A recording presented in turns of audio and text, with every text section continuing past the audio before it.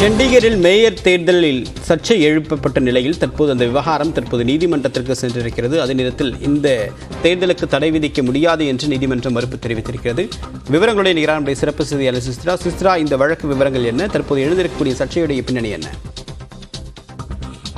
Chandigarh mayor தேர்தலுடைய வாக்குகளானது அதாவது வாக்கு நடத்தும் இந்த பிரசைடிங் அதிகாரியால் தற்பொழுது முறைகேடு செய்யப்பட்டதாக எழுத குற்றச்சாட்டை அடுத்து ஆம் ஆத்மி தரப்பில் சண்டிகர் ஹரியானாவினுடைய உயர்நீதிமன்றத்தில் அந்த ஒரு வழக்கானது தாக்கல் செய்யப்பட்டது. பஞ்சாப் ஹரியானா உயர்நீதிமன்றத்தினுடைய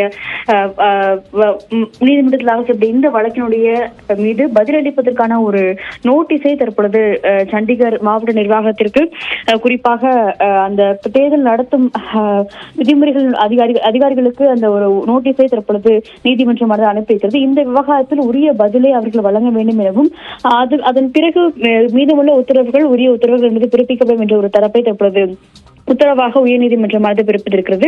ஆம் ஆத்மியினுடைய கவுன்சிலர் தாக்கல் செய்த இந்த மனு மீதான விசாரணை என்பது இன்று காலை நீதிபதி சுதீர் அமர்வில் எடுத்துக்கொள்ளப்பட்ட பொழுது முறைகேடாக தங்களுடைய வாக்குகளை அவர் செல்லாது என்ற ஒரு அறிவிப்பை பிரசிடிங் அதிகாரி அறிவித்துள்ளார். அதனை ஏற்புடையது அல்ல, எனவே இதற்கு உடனடியாக தடையை விதிக்க வேண்டும்.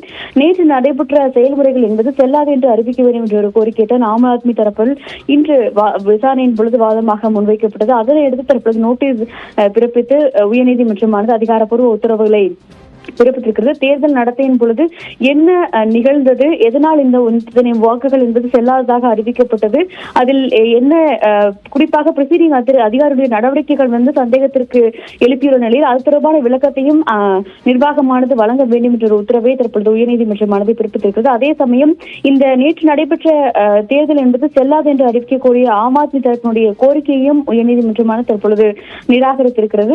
பதில் அவர்களுடைய நிர்வாகத்தின் சார்பாக அந்த பதிலானது வழங்கப்பட்ட பிறகே எந்த ஒரு உத்தரவையும் பிறப்பிக்க முடியும் எனவும் அதுவரை கூடுதலாக உத்தரவுகள் பிறப்பிக்க முடியாது என்ற ஒரு கருத்தையும் தற்பொழுது உயர்நீதிமன்ற நீதிபதி சுதீர் அதிகாரப்பூர்வமாக திட்டவட்டமாக தெரிவித்திருக்கிறார். தேவா, உங்களுடைய விரிவான தகவலுக்கு நன்றி சுசித்ரா.